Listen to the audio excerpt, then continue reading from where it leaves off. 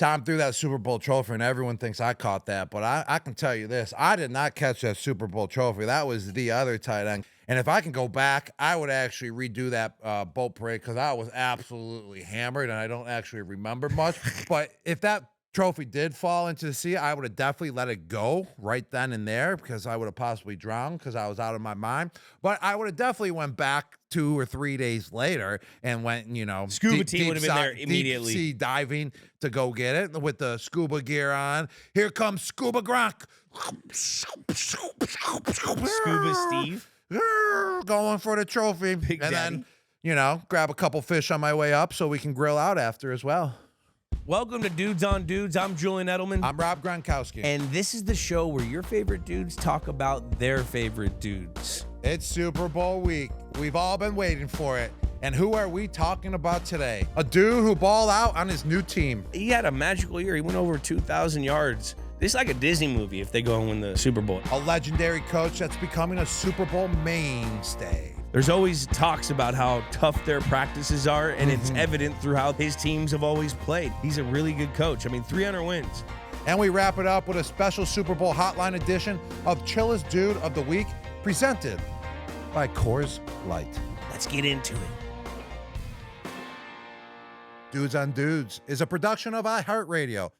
Welcome to a very special Super Bowl episode of Dudes on Dudes presented by Coors Light. It's Super Bowl week. What's your best Super Bowl memory? My best Super Bowl memory is when I won my first Super Bowl. You scored a touchdown. I scored a touchdown. Danny Amendola scored a touchdown. Brandon LaFell scored a touchdown. And our boy Shane Vereen out of the backfield had like 8 to 12 catches from what I remember. He had a lot. And then Tom Brady, that means he threw for 4 touchdowns. We were down. Seattle Seahawks were up. We came back. You scored the game-winning touchdown. I scored one going into the second half on the 2-minute drill. It was one of the best Super Bowls in history. That is my best Super Bowl memory of my lifetime, Jules. My favorite Super Bowl? What's your favorite Super Bowl memory? I think after the first one, when we all just got to soak it in for the first time, that was my favorite memory. Mm-hmm. Like that, being on there, the stage with Flow Rider, but like in the locker room before you see your families, when you get to have time with, the coaches, the players, the doctors, the physical therapists, the equipment staff guys, the whole organization that is in it day in and day out, like those specific guys, those are, before you get to go back to the bus and the hotel to your family, you get to sit there for a second and just feel you got the job done. The job's done. And one of the best memories as well is after the game and just celebrating with your teammates and everyone's hugging each other, giving each other kisses on the cheek and crying. And just to have your family members just coming running up to you. It's like a movie scene and they're just smiling, just so happy for you and just come give you a big hug as well. So those are some great memories that will last for a lifetime, Jules. Definitely. What do you think the Chiefs have to do to win? They got to do everything they've been doing the whole year. And that's just playing situationally tight football, scoring points in the red area, not beating themselves, and having those very opportunistic, gotta-have-it plays that they always seem to make. Travis Kelce come through, have a big game, run the football, Chris Jones make a sack. They just got to do what they've been doing and not beat themselves. And, Jules, what do you think the Eagles have to do to win this game, this big Super Bowl game, that is? The Eagles have to use Saquon Barkley. That's what got them there. When they get that run established with that huge offensive line, no one under 6'8" except the center who's 6'2" or 6'3", all large human beings. You use those large human beings and you run the ball, and that opens up everything else. If they stay on track, they have a good run game plan going in. Getting Saquon the carries, it opens up those play action passes, and then they're going to be able to, when it comes down to a gotta-have-it play, when you're throwing the football, they're going to have to be able to execute that. It's going to be up to Jalen Hurts, and I believe A.J. Brown and Devontae Smith have to come up and make these big plays, which they do. That's why they're in this game. So Don't beat themselves. No turnovers from Jalen Hurts this year in the Super Bowl. I still have nightmares on the fumble pick six or the fumble scoop and score for a touchdown that I lost $50,000 on. Still have those nightmares. Need to take care of the football, run it, and make those plays when they need to. Well, with that being said, let's get into our first dude. This dude, standing at 6 foot and weighing 234 pounds, is a dynamic running back drafted as a second overall pick in 2018. Oh, no. To a team that almost ruined his career, and then he was smart enough to leave, and that team was dumb enough to let him leave. Is that an AI? It says it. No, it doesn't. It says it. Oh, wow. That was not me. You cannot blame that on me. It's AI. what AI is saying. Jeez, AI knows everything. They do. He quickly established himself as a dynamic player known for his explosive speed and versatility, amassing over 2,000 yards from scrimmage in his rookie season and winning Offensive Rookie of the Year. Throughout his 6-year career, he has earned 3 Pro Bowls. Wow. Born in the Bronx, he mainly grew up in Pennsylvania, playing high school football there and then committing to Penn State, where he was a 2-time Big Ten Offensive Player of the Year and was 4th in the Heisman voting in 2017. Yeah. He considers himself the GOAT. No, of Connect Four. Oh. Of Connect Four. With Christian McCaffrey being the only person who has beaten him. Connect Four. Let's get into Quadzilla. Saquon Barkley. Saquon Barkley. Saquon Barkley. Say quad. Well, that's the first thing I think And of is his quads. It's just how big and beastly and filling they are, and just how massive and just explosive those quads are, and how he can stomp on anyone and probably kill him if he did. If he was in WWE, hold on, where's my hat? If he was in WWE, they probably wouldn't allow him because you know those leg drops they do? He would do the Saquon Barkley leg drop, and it would be called the Saquon. Boom, and he would drop his quad, and boom, the wrestler would be dead right on the spot. Yeah, What's the first thing you think of, Jules? the first thing I think of is, man, I can't believe I'm putting on a Philadelphia hat when it's wait, Saquon Barkley. You're right. Hold on. I I can't put the Philly hat on. I can't. I did really quick, and then it bounced off my head. Whoa! I mean, whatever. Nope. You know, but the thing is, you always thought he would be a Giant for the rest of his life. And boy, was that one Giant loss. To lose Saquon Barkley.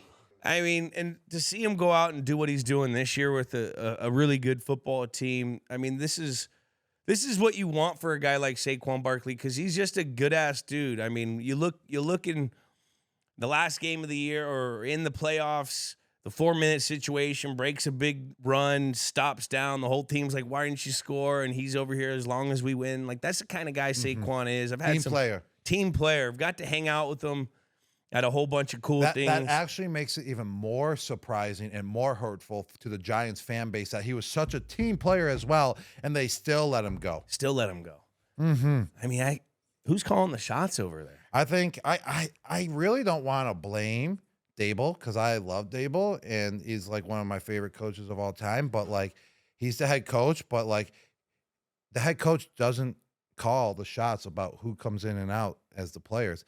I think you got to put it on the GM, correct? And kind of the owner as well, because the owner said he's going to not be able to sleep at night if Saquon Barkley goes to the Philadelphia Eagles, and then he goes to the Philadelphia Eagles. Well, sir, probably not sleeping. You could have easily stepped in and offered about $2-3 million more just to keep, Saquon Barkley on the New York Giants. And let me tell you for a second, this is my problem. He left because there was an argument over like $500,000 or $1 million. $1 million bucks. $1 million bucks. What? 12? What is he getting paid? $12 million? $12 million. Or whatever. $13 million, whatever it is. And the Giants offered him $1 less million. Well, I can tell you this. He's still underpaid by at least $10 million. He is. And there was an argument about not paying him because of $1 million with the Giants organization. You got to really put it into perspective. Just think about that. Yeah, he's literally catapulted this Philadelphia team. He's that good of a football player. He had a magical year. He went over 2,000 yards, regardless of how many games, whatever, to go out there and put that performance on that he did this year. coming from the rival team. Mm-hmm. This is like a Disney movie if they go and win the Super Bowl. If they win the Super Bowl, I think Disney's probably gonna. There's a Kurt Warner movie, so Disney will make a freaking this movie. I feel. Yeah, and it I just feel shows this movie. It's a movie. It shows how great of a player he really was, because when he was with the Giants, he really had absolutely zero help. He had no line. There really wasn't any skill players around him. He had He still balled. no quarterback, and he still He balled. hurt his knee, and then he came back. It took him a year to get right, and then he had a really good year last year. Like, Still balled. I'm talking ball. And now that it just shows, if you really want to thrive, if you really want to have the best year ever, it does take a team effort, but you just got to find that situation. He found that situation in Philly, and now his talents are even thriving to a whole nother level because he has such a beastly line in front of him, and he's got great coaching around him. He's got great players as well at the skill position around him. That's why he went for over 2,000 yards, this season in just a regular season. He's just a phenomenal athlete that should be MVP. Is one of the athletes that you only see once per decade, once per every 20 years. Player. Generational player, big time. Yeah, you ever hang out with him? I never hung out with Saquon Barkley. No, I never have. I just really want to see his quads in person, bro. I just want to look. I hope he has like short shorts on, like he's in the 80s, so I can just stare at him. I went to the Met Gala, and we ended up. It was me, him, and OBJ. We were all hanging out because we were, the athletes there, and we had a great time. But I saw he was wearing a skirt. I would too if I had those quads. Goddamn quads in that. I was like, holy shit. I had nightmares. His quads were so goddamn big, and I saw the whole thing in like a skirt. A kilt. A kilt. Jules. Regardless, it looked like a skirt. But it was crazy. We had such a fun time. He's an awesome dude, and that's why I love seeing him have this success. I remember we were having some adult beverages, and me and Odell, we've been in a league for a while by that time, and we wanted to go to McDonald's real quick, and he was like such a young kid, like, hey man, I don't eat McDonald's. You guys eat McDonald's? I was like, dude. He's one of those guys, just McDonald's to the face, and just he wouldn't. No, he didn't want it. Oh, all right. He didn't want McDonald's. He didn't want it. All right. Like he was disciplined. That's what makes him great then. Discipline. Discipline makes you great. Double cheeseburgers. And also, what makes you great is just the way that he plays the game. He's powerful. He has great pad level as well. It's like he's like the perfect running back because like he's got size. It's not like he's skinny. He's thick, but he's also really shifty. Catch the ball too. You know how hard that is to find a running back like that, thick and shifty. He's got great downfield vision as well. And as you can see this year, right when he breaks through the hole, he already knows he's going to the house. You could just tell because of that vision. He can see the whole entire field. The cutback lanes that he creates, are impressive. He's just an overall, all-around great running back. First, second, third down as well. Great work ethic, like you said. You just know he has great work ethic by the workouts that you see that are on the internet. Also, the discipline, not eating McDonald's at 2 a.m., even being tipsy, and even with influences like you that trying to get him to eat McDonald's. I would have fell for it in a quick second. Not even a nugget. And not even a nugget, not even a McFlurry. You kidding me? How can you not even have a spoonful of a McFlurry at 2 a.m.? But what's most impressive about him and what really, gets this offense to a whole nother level for the Philadelphia Eagles is his big play ability. When you got big play ability players on your team, that's why you're in championship games. Yeah, and he'll be remembered. He'll be remembered for as long as football is going because we all see these historic plays and these historical shots. Him doing a back reverse freaking hurdle. Back reverse hurdle lunge thing over another human being that's a tall guy. That's going to be remembered, and it's going to be played forever. Just like when we see the immaculate reception with Franco Harris or, one of the crazy hits by freaking the Odell Beckham catch, all these crazy. That's going to be remembered forever. Hey, you want to know what's crazy is you play Madden, it's a video game. It's exaggerated how talented these players are. No, not for Saquon. Exactly. And these moves that sometimes you can do when you hit all the buttons, the guy does a move that you never seen before, and you're like, that's unrealistic. Saquon Barkley did such an unrealistic hurdle 360, 180 jump and landed it that Madden didn't even have that in the game. And that Madden had to add that play, add that move or whatever it's called. What is that called? That's just athleticism. That athleticism or that button. So now you can be able to use that and hurdle over someone while 360 in the air on Madden. I mean, I hope so. I think Madden added it. They should just call it the button mash, where you just mash all the buttons and it does a Saquon Barkley backflip jump thing over a hurdle. There we go. He's a button masher. Button masher and mashes defenders as well. Now, what do you think about him sitting for Eric Dickerson's record? He needed 100 and something, 101 I yards. think it just shows what you were talking about earlier, just how big of a team player he was. He was looking at the big picture, and that's Super Bowl. Yeah, he could have gotten the record, but what if he just got hurt getting the record and then he wasn't there throughout the playoffs? And look at the damage he already did in the playoffs. The reason why they won that game versus the Los Angeles Rams was because he was playing in the game, and he rushed for 2 touchdowns, both of them over 50 yards, and I think he went for like almost over 200 yards as well rushing. So it just shows what type of team player he is, and just overall, just the goal and mindset of winning it all, and that's what it's all about. This is only good if they win the Super Bowl. It is. If they don't win the Super Bowl, this is crazy. I agree. But he can also break the all-time record, including playoffs and regular season, which I think he will break that. I think he's about 100-something yards away. What kind of dude is Saquon Barkley? Oh. What kind of dude? Oh, man. I mean, What kind of dude is he? He grew up around grew up in Pennsylvania. Pennsylvania, great football there. Great high football, school you football. know that. Great hope. Yes. You know, born in the Underrated. Bronx. So tough, New Yorker. Tough. I think went to Penn State. I think he has a lot of boxing in his background as well. A lot of boxing in his background. From what I recall reading, he's reading definitely got. About him. He's a dog. He is a dog, but he kind of is a freak as well. Those quads, because like you said, when he was wearing that kilt, you were like, whoa, like that's what we talk about. When you see a freak, it's because of their physical nature. He's definitely a stud too. Yes. And you were like, that's some physical nature that blew your mind.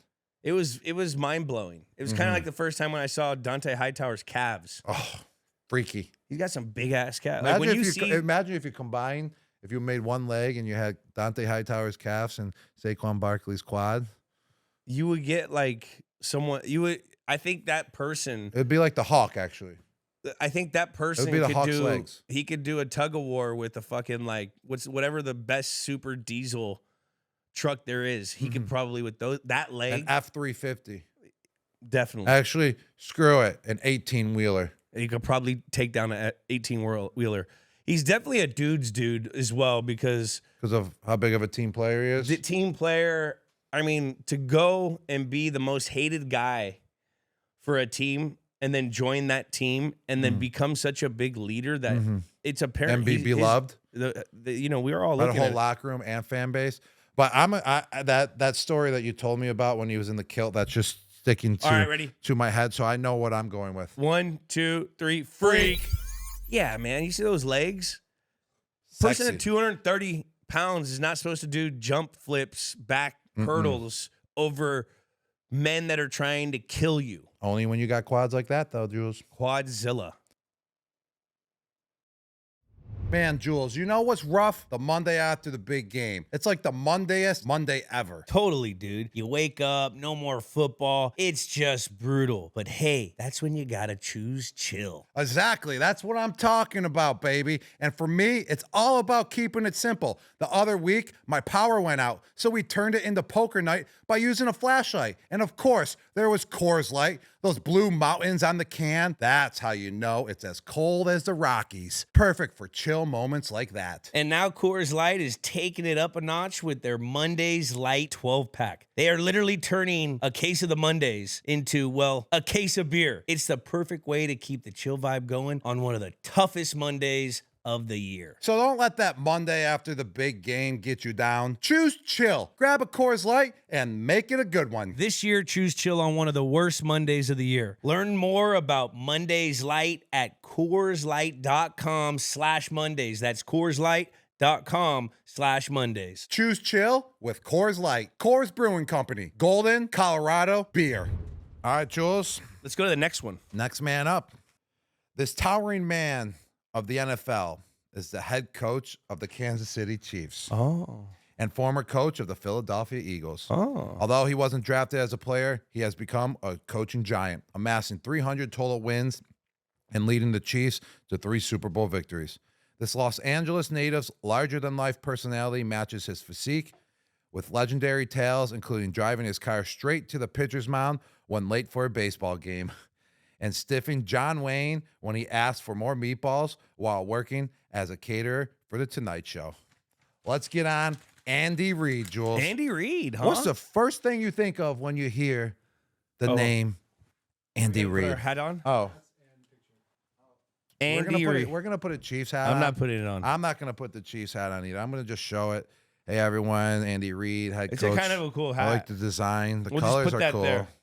I'll maybe it fell off. Hey. Sorry. I can't wear that hat. First I'll thing you just put think it- of? I'll just put it right there, Jules. Yeah.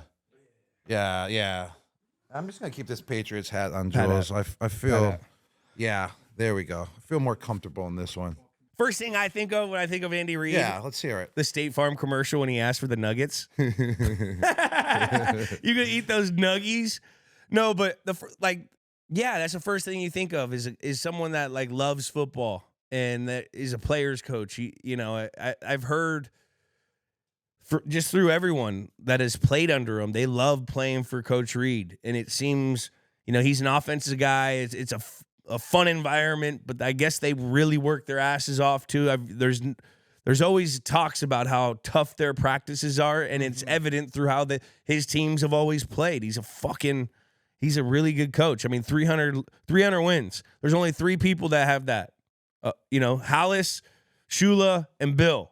Like, that's a lot of wins, and he's been doing it for a long time. And it looks like he's not gonna slow down if he doesn't want to. He's got his quarterback. He's not slowing down. I feel like he can coach easily for another 10 years for the Kansas City Chiefs.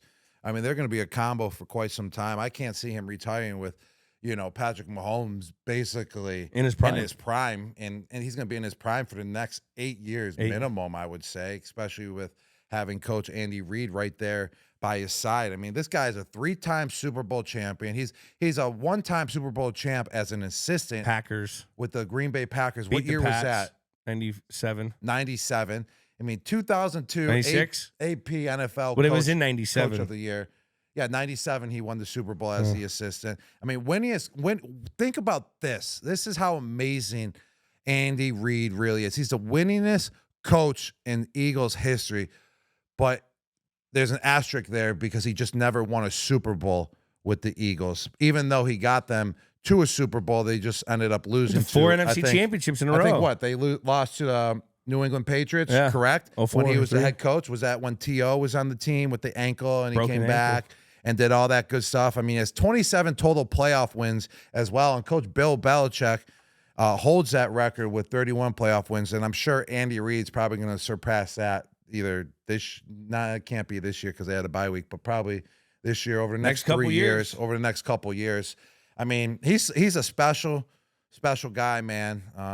Unbelievable coach, and like you said, players love playing for him, love his personality because he's like a player's coach. I'm going to reiterate this, but player's coach, like you said, but he gets after it on the practice field. Yeah. Like there's no slacking. It's full speed. Once you hit that field, it's full speed, and you're getting after it and you're going. So you gotta love coaches like that, and that's how you have to practice as well, because that's how we practice. Right when you hit the field, it was full go. If you want a championship team, if you want to sustain success, you gotta go out on the practice field and practice like it's game time every single time you hit that field. And that's what they do. It just shows, man. You have to have the big 3 in order to win. I mean, Andy, one of the greatest coaches of all time, in Philadelphia, couldn't get it done because whatever, it was either the GM or the quarterback.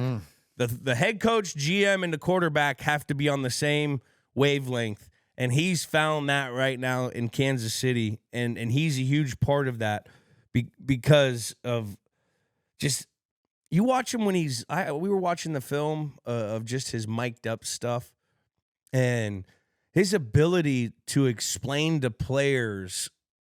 As a former player, you could tell he was a former player on how to like use your pad level, like when you're telling a fundamental and you're coaching a guy, hey, drop your fucking weight. You put your right arm. I don't think he swears, but drop your weight. Put your arm here. Use your like that's really good.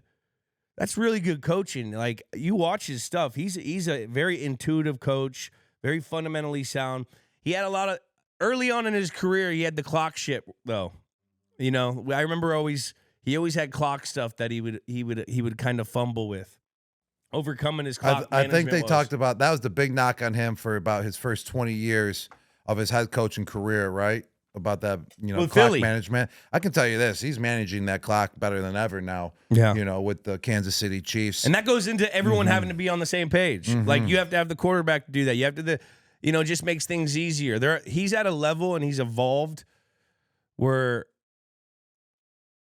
It's like how we were. They're playing chess while everyone else is playing checkers. Like everyone keeps on saying, "Oh, they haven't blown anyone out this year," but you watch them situationally and gotta have it situations. His teams are always prepared. 3rd down, 4-point plays, red area, like not beating themselves. Special teams. When it comes down to that, they got a great kid. Like he's got it right now, and it seems like he'd be an awesome coach to play for.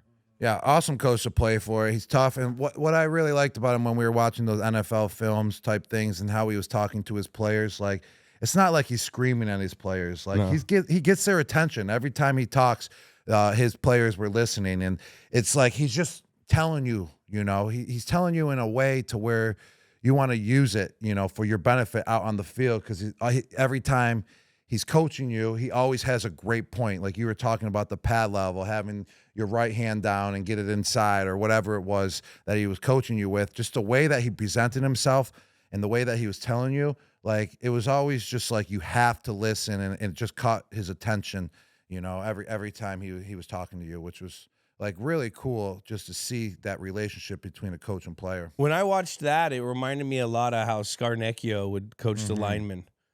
He would tell them, like, beat for beat on what you had to do. You have to put your right foot here. You put your right hand here. Instead of yelling at a guy saying, hey, we got to do it better. Like a good coach explains, like, what you need to do to get better. And you were watching, Andy Reid does that. He's been around the game for so long. He learned under Holmgren, who's, one of the greats in this whole West Coast system, from Bill Walsh disciple.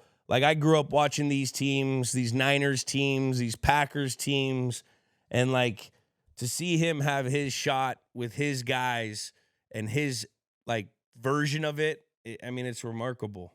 Yeah, and on top of that, I feel like Andy Reid, like, really doesn't even have an ego. I feel like he's open-minded, he's a great schemer. He's so experienced. He's a football lifer. He's a player's guy. He's innovative with the play calls. He's just very personable as well. And if you have an ego, you're not going to be that personable. And that's why so many players can relate to him. O-linemen, quarterbacks, tight ends, defense, it doesn't matter, special teams. And he's just got that West Coast gun offense as well that he has perfected, especially having Patrick Mahomes at the helm at the quarterback position. So Andy Reid, just a special coach and just unbelievable out there, man. His just coaching tree, you got McDermott, Harbaugh, Nagy, freaking Peterson, Spags, Leslie Frazier, Pat Shurmur, Todd Bowles, Ron Rivera. He's got some good. You got a big. The list goes on and on, man. And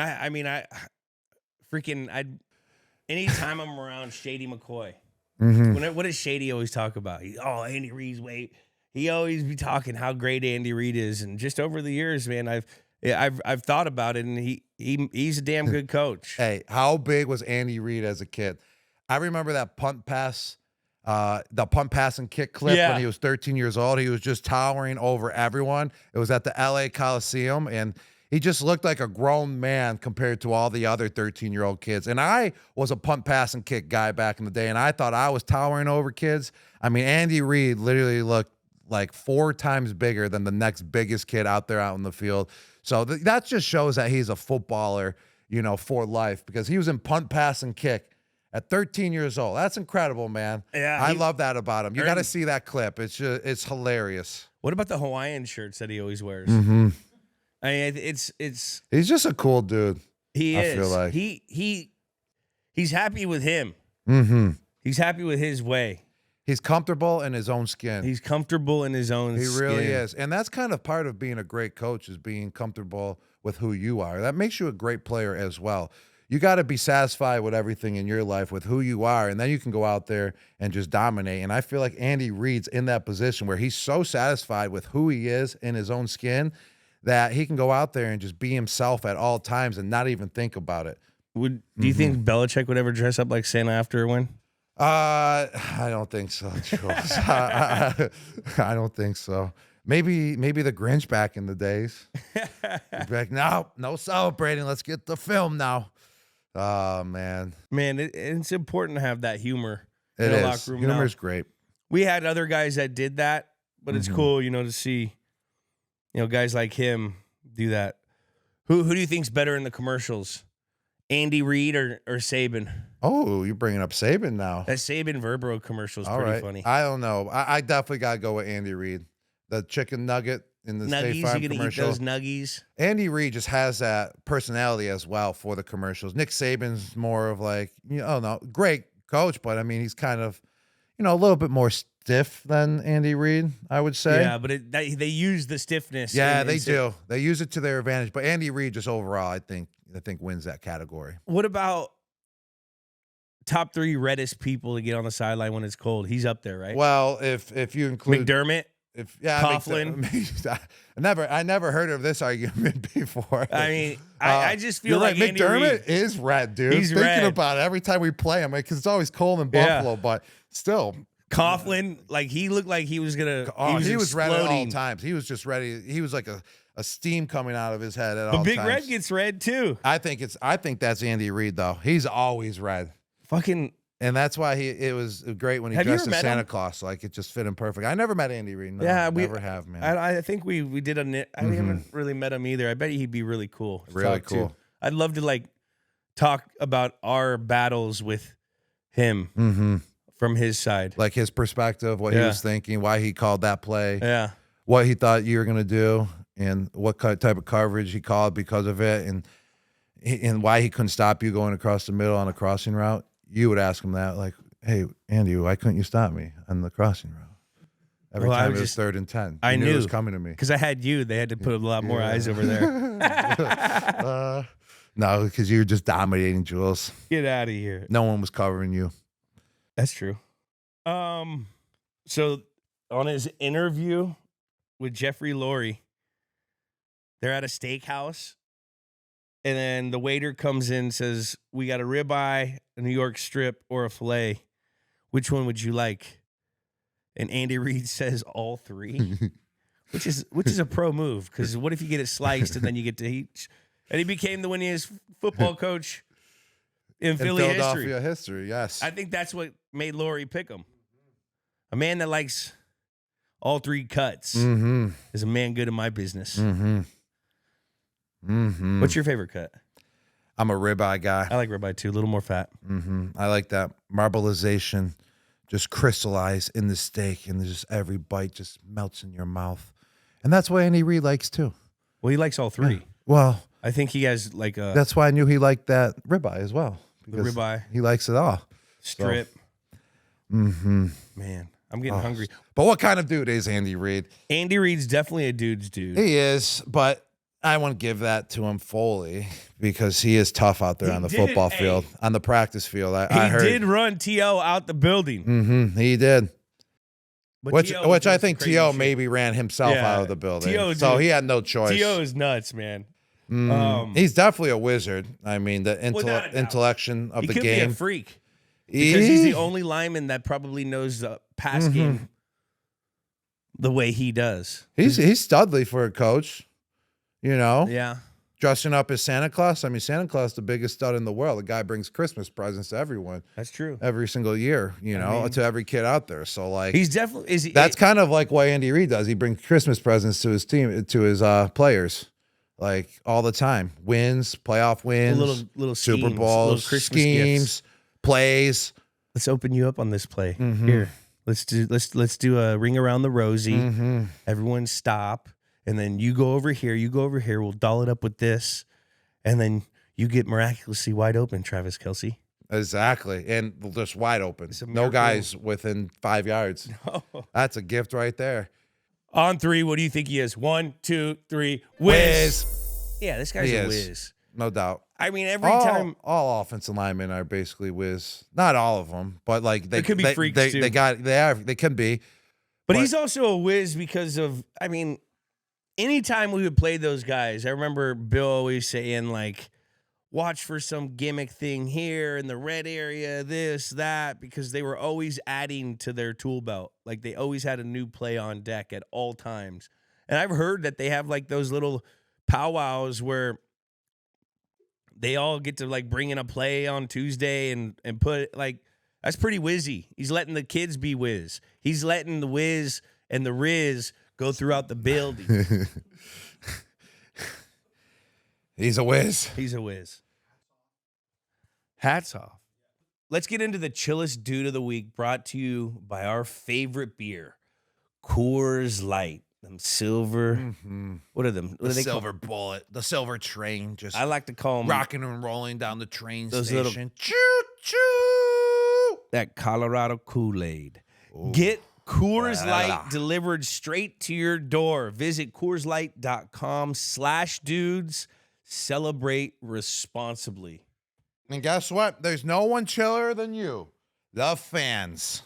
That's right, ladies and gentlemen. I just said that there's no one chiller than you. I don't care what the temperature is in Buffalo. There's still no one chiller than all of you, and that's the fans. And in honor of Super Bowl week, we're going to answer your voicemail to answer your questions about our Super Bowl experiences. Let's go. Chill. That's very chill. And again, that number is 561-203-5789.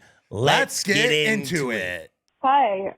What's your routine like for the Super Bowl versus regular season or even the playoffs? Do you do anything different to get your mind in the zone?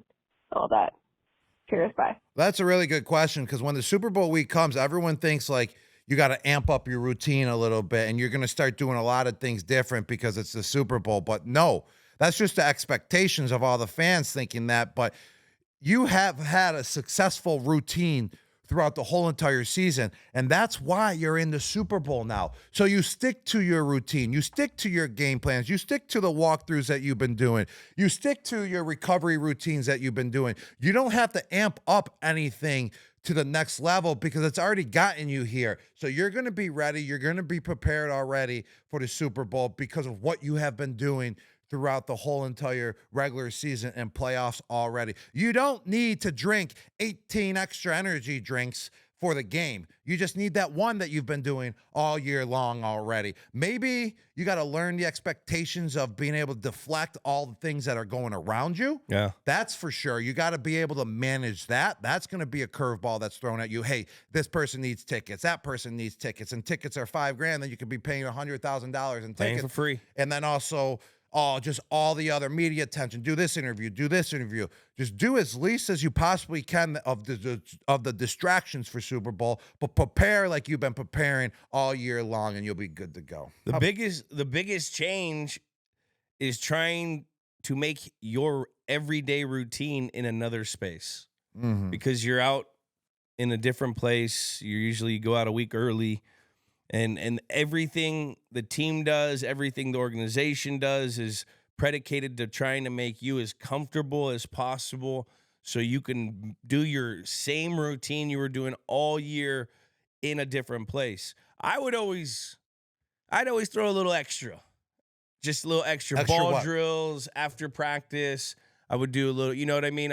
Nothing physically extra, but more like the mental stuff. I'd go over my game plan a little cleaner, but we would go over the stuff so much. Because we have so much time You because have there's 2 a bye weeks, week, yeah. and you already know your opponent as well. Yeah, you So- go over it so much that you're pretty dialed. And by the time the game gets there, you're like, fuck everything else. Let's just You're go just so play. ready to play it and get it over, too. I mean, we could call the plays in like 0 or like all right, it's third and short or third and anything. We could call the game plan because we've gone over it so many much. times. Tom would just start, calling the play in the huddle, and I just, just you knew. finish it with him. Yeah, you knew it. He just, the first word he said, I already knew the whole entire play, and I would just finish his sentence basically in the huddle. So to answer your question, yeah, you may tighten up and you may do a little couple extra little things, more PT, a little more soft tissue work or whatever. But you try to do everything in your manner to make the routine the same that got you there. That question made me thirsty. It made me thirsty What's as in well, here? Jules. Why don't You you got grab- a drink for me? Hey, here you go, Oh, Bubs. thanks, man. Oh, Coors man. Light. This is Wow. a snazzy little. This is going to ice check. satisfy me. Chillest Dudes of the week. Hey, dudes, this is Matt in Rhode Island. I just had a question for you guys. Was there ever a moment during a big game, playoff game, or a Super Bowl where a player or a coach said something on the sideline and you guys had to kind of look away or turn away from the camera so nobody saw you on the sideline having a good time? Thanks, guys. No. I've never been in a situation like this. I mean, every Super Bowl I've been a part of, everyone's doing their job. Everyone's, in that routine of being where they need to be. You throughout the whole entire game, special teams, offense, defense. There's never anyone that acted up on the teams that I play with in the Super Bowl. So I've never been in that situation. So never had to turn my back on any moments. How about you, Jules? Can you recall anything? Nah, I mean, everyone kind of knew the importance of what was going on. Exactly. It was conveyed throughout the whole preparation process of those 2 weeks. So, like, you kind of knew everyone was in the zone. Everyone was dialed. Everyone was just worried about what you had to do. A lot of ours were so fucking back and forth. We were going through different situations each time we were on the sideline. So yeah, you watched the other side of the ball when you could, but it was what it was. Jules, Gronk, much love from Northeast Ohio. Northeast Ohio. For Gronk. Gronk, Tampa Bay Super Bowl boat parade. If Tom would have thrown that trophy in the river, would you have dove down to the bottom and snatched that thing up Bering Sea gold style or what? Wow, it's a great question. Well, first off, Tom threw that Super Bowl trophy, and everyone thinks I caught that. But I can tell you this. I did not catch that Super Bowl trophy. That was the other tight end, Cam Brate, who had a heck of a playoff run. And he came through clutch once again when he caught that trophy when Brady threw it. Some reason everyone thinks that was me.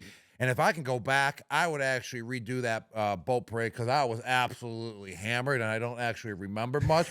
I haven't drank all season. That was like my first time drinking, and oh, shit, I lost myself. I mean, I kind of wish I remembered more of a boat parade because that's something you want to remember for your whole life.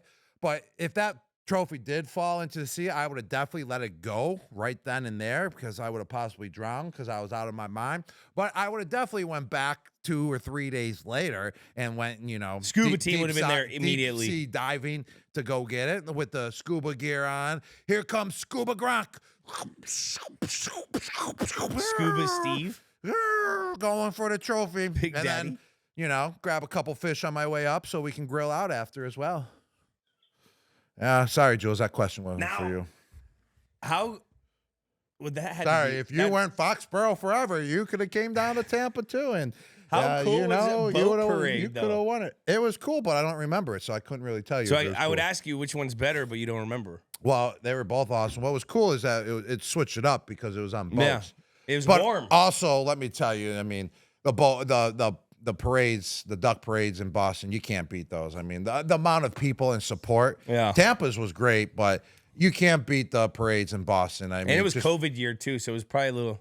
No, everyone said screw COVID at the time. It was Florida too. Florida really didn't listen to the COVID rules. Yeah, Florida was its own little country, which was kind of cool actually during that time. But the duck parades in Boston, the energy level to a whole nother. That's to such a whole good nother problem to degree. have, to be able to discuss which parade is better, top all-time top city in sports, or let's go down and let's do it on a water. Like, that's like pretty. It is. Must pretty be nice, cool, bro. too. Must be nice. It is.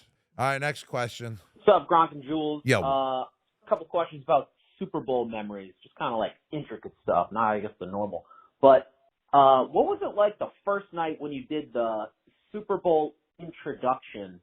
I think you only did it against the Rams. It's like the night you get there, they have the big show, They have you guys play patty cake with Yeah, each yeah. other, like complimenting. Was it weird? Were you guys like sizing each other up?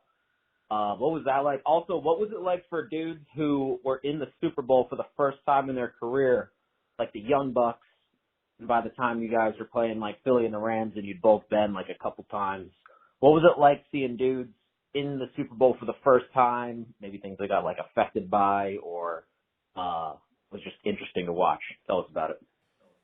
Well, first off, what is he talking about? This Super Bowl introduction? Do you Yeah, you know what remember he's trying when- to say?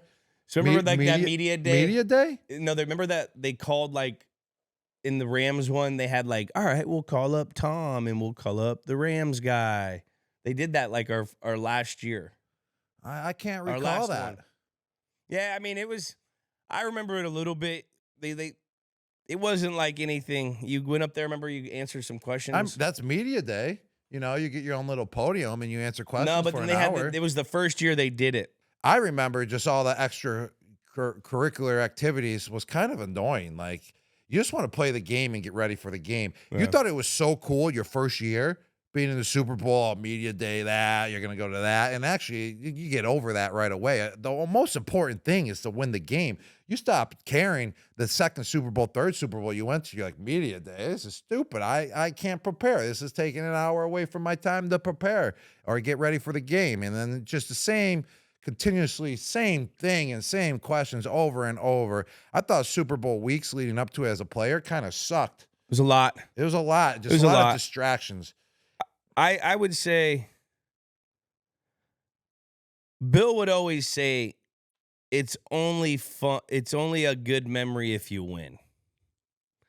So just remember that. I remember he would always say that, like, guys, all this stuff that you're doing, it won't be a good memory if we lose. Yeah, he's like, what's the point of going and doing that appearance from 7 to 9 at night? Yeah. You'll never remember that. Yeah. He goes, you'll remember if you win the game. You'll remember if you win the game. And it was And the so, truth. It to was the truth. answer the second part of his question, watching the younger guys have the experience for their first time, you know, we had a lot of mentally tough dudes like the Malcolm Mitchells and you know, young players that came through big for us, like in their careers in Super Bowls their first time.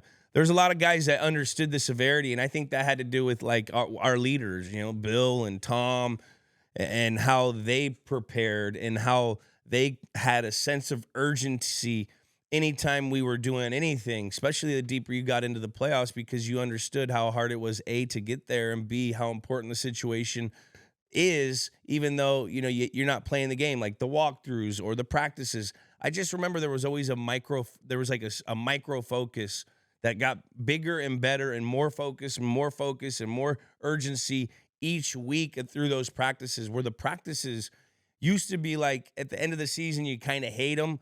But at the end, like by the time you're in those playoff ones, you appreciated them and you went through and you knew that you only had a limited amount, so you wanted to get everything out of them. And so those younger players understood that, and we had some young players that came through for us a bunch.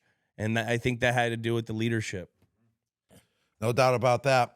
All right, I'm getting a little bit thirsty. Next question as well. Last one, boys. Let's go last one. Chillest Dude of the week. Yo, Rob, Jules, GC from the 414. I want to ask about Malcolm Butler in the Super Bowl, but I know that shit won't get answered. So, which one of the Super Bowls had the best after party, and who was the rowdiest besides you two? Well, you know, I'm going to answer that Malcolm Butler question because I'm going to answer it with the question back. I still don't know what happened. So if anyone knows that situation and understands why Malcolm Butler got benched, I still don't know why. So whoever out there knows, please come give me the answer. I couldn't even stay at the goddamn team hotel that fucking game. I was out. When you're hurt, you're not even with the team. Throw us to the slum. Throw us to the slum over there. Well, which Super Bowl had the best after party, though? Ooh, well, I'm trying to party right now, so let me take a sip real quick. I would say, I mean, the first one was fun. The first one was... Yeah, the first one. We had Flow Rider. We were all on the stage fucking rapping with them. And also, like, that was when we were, like, our youngest. Too. Yeah. And the younger you are, the cooler the partying is, the cooler it is to get trashed up on stage, jump up and down like a maniac. Rob, you did that at a loss, too. I did it at the loss. because we lost. With I LMFAO. wanted to get that loss out of my mind. I had my ankle problem. I didn't even feel my ankle. I after couldn't believe because it. I It had was too many crazy. drinks from the fans. The fans all fed me, so I blamed Snoop the was fans. always the best. Like behind the scenes, like you would sit there and we'd hang out with a lot of the guys, and we got to hang out with Snoop a lot and just kick it. And then he'd go perform. And then like Rob said, the older you got, you really didn't you didn't party as much. You got older. Oh, like after the Super Bowl when we beat the Rams, my last game and your last Super Bowl. I got that quad shot, and I literally sat in the back room of the party, like crying, and didn't even move. Yeah. So that party wasn't that great. But I would just go with after the first Super Bowl, after we beat the Seattle Seahawks, when we were on stage jumping around like clowns. We were dancing the Flow Rider. We were rapping on stage. Everyone was up there. That was when our team was young too. Like we had every young buck on our team. That's before we all grew and started getting outdated in the party game. Like that's when the party game was still awesome. It like didn't even matter. Like, like how many drinks you had, it was still a good time. But I don't even think I drank after the last one because we had to get up to we had to go fly to Disney World and do all the questions and shit. So like you had to be up at like 5:30. And so like at that point you're like I got to work. Yeah. So the first one for sure after we beat Seattle. Out of all that, what we got, getting old sucks. It sucks, but it's good. But it's good. You got to use it to your advantage when you're getting old. You just got to get more wisdom. You got to get wiser, and you got to get smarter as you get older. And if you still act like you're 21, it's going to make life harder. No doubt. I want to act like I did after my first Super Bowl. Just I can't do it as consistently. Yeah, I want to act like LMFAO is freaking singing in my front yard every single day. But let me tell you, you get old and you party like that, Jules. I mean, I'm on the IR. I'm on that baseball IR, designated to return soon, but we don't know how many days. Yeah. Exactly. Yeah, I wish I could still do it like I did back in the day. Well, that's why you just drink Coors Light, because you always stay chill with it. You're right, and then you don't get too messed up, and you drink responsibly, and then you can make responsible and that's decisions. The wisdom still. that we've learned through those Super Bowl parties. So by you get to the second, the third, the Chiefs are probably a lot wiser now too. Mm-hmm. Not as wise as us, though. Not as wise as us. And that was the Chillest Dude of the Week, thanks to our favorite beer, Coors Light. Get Coors Light delivered straight to your door. Visit CoorsLight.com/dudes and celebrate responsibly. And that's another episode of Dudes on Dudes. What can we do next episode to get better? Ooh, Jules, that was a pretty good episode, man. But what can we do? Maybe drink a couple more Coors Light so we're feeling a little bit more tipsier. And the more tipsier you feel, the better takes that you have. You get more courageous, you get more Lips outrageous. Get a little looser. Yes. Lips get a little looser. Not too many, like we said. We're more responsible now. Wisdom. We're more wiser since we're older. So not too many Coors Lights. You want to just have enough to where you feel good, you feel calm, you feel collective. Just like Jaden Daniels in the pocket when he's dropping back for the Washington Commanders and he's throwing to McLaurin for a touchdown, like versus the Dallas Cowboys last play.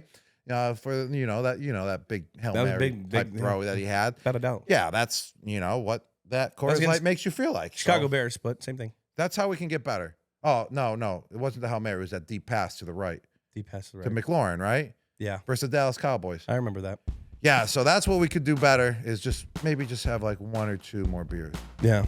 Subscribe on Apple Podcasts, Spotify, Amazon Music, or wherever you listen to your podcasts. And comment a dude you want us to do. And remember, rate and review. And leave a 5-star review as well on Spotify. 5 stars. While you're there. 5-star. Julian was not. He was the opposite. He was a 2-star. If you flip the 5 upside down, he was a 2-star coming out of college. And 5 minus 1 equals 4. And that's what I was. I was a 4-star coming out of college. Coming out of high school. My bad. Coming out of high school. I think I was a 2-star. That's why I said the opposite. You flip a 5 upside down, you're 2. Ooh, that's pretty good. Yeah. That's pretty good. Remember to follow Dudes on Dudes on YouTube, Instagram, X, TikTok. TikTok, we're back. And Snapchat. See you guys next week. Dudes on Dudes, it's a production of iHeartRadio. And for more podcasts from iHeartRadio, visit the iHeartRadio app. Apple Podcasts, or wherever you get your podcasts.